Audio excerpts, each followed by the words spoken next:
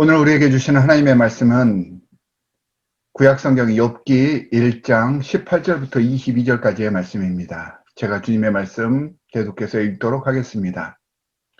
그가 아직 말하는 동안에 또 한 사람이 와서 아뢰되 주인의 자녀들이 그들의 맏아들의 집에서 음식을 먹으며 포도주를 마시는데 거친 들에서 큰 바람이 와서 집 네 모퉁이를 치매 그 청년들 위에 무너짐으로 그들이 죽었나이다.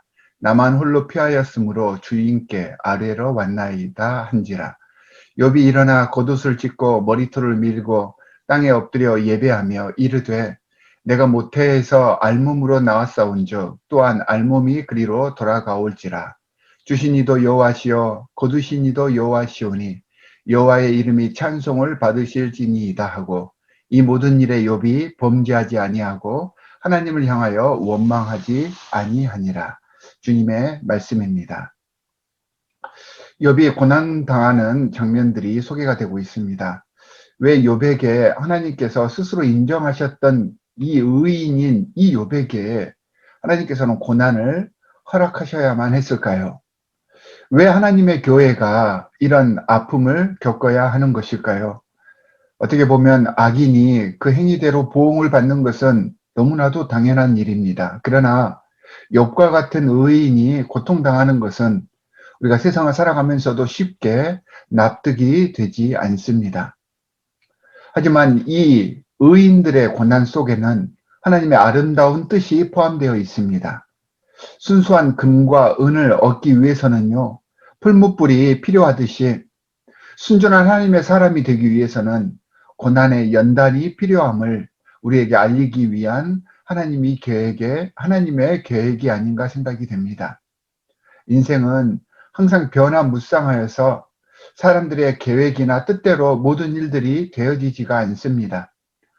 그것은 삶을 주관하는 것이 우리 인간이 아니기 때문입니다. 그러므로 우리가 예기치 못한 모든 상황 속에서 쓰러져 버리고 넘어질 수밖에 없으나 하나님께서는 우리를 연단하사 우리로 이겨낼 수 있는 힘을 주시기 위하여 욥을 그리고 우리를 연단의 속으로 인도하셨던 것입니다.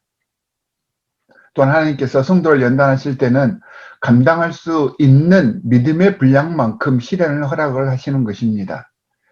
어떤 부모가 이사 갈 때 초등학교 1학년짜리 자기 아들 보고 한 손에는 거대한 옷장을 들게 하고 또 다른 한 손에는 600ml짜리 냉장고를 옮기라고 말을 합니까?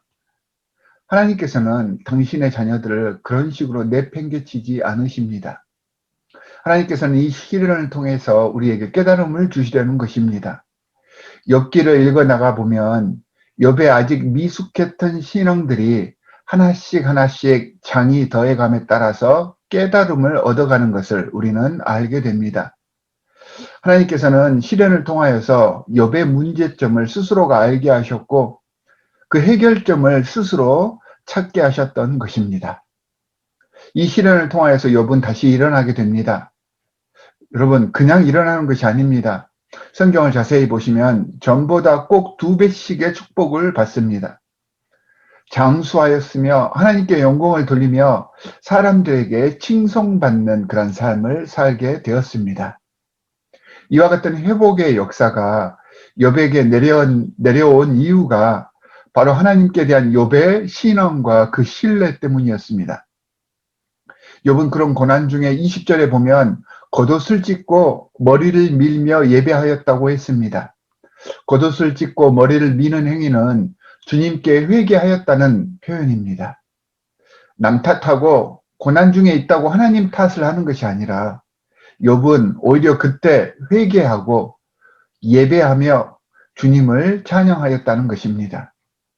눈에 보이는 벌어지는 일에만 집중하지 않았고 그 뒤에서 역사하시는 하나님의 섭리를 기대하고 신뢰하였다는 것입니다.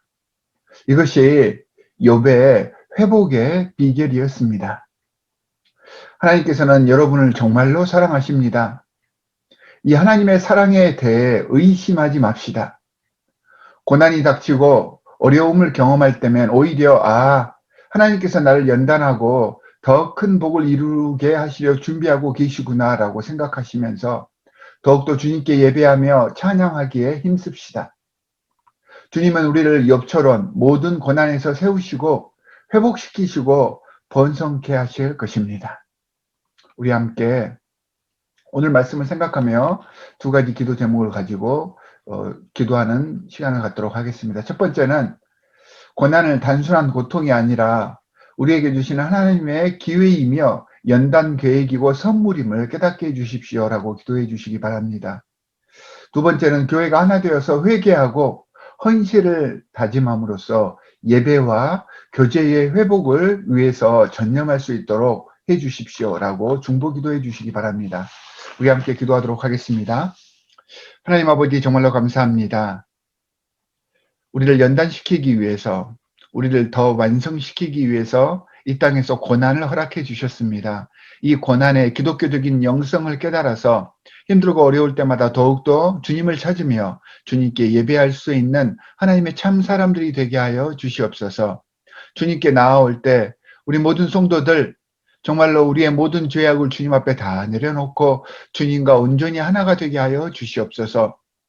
하나님, 성장과 부흥을 위하여서 우리가 회개하며 우리의 모든 것 주님께 맡기고 한 마음 한 뜻으로 뭉치기를 간절히 바라오며 중보하오니 우리 데트로이트 연합장로교회가 정말로 주님 안에서 하나의 공동체로 정말로 겸손하고 또한 모든 것들을 내려놓고 섬길 수 있는 아름다운 공동체로 세워져 갈 수 있도록 우리를 지키시고 보호하여 주시옵소서. 오늘 하루도 이를 위하여서 중보하는 하루가 되게 하여 주실 줄 믿으며 우리를 권하신 주 예수 그리스도의 이름으로 기도하옵나이다. 아멘.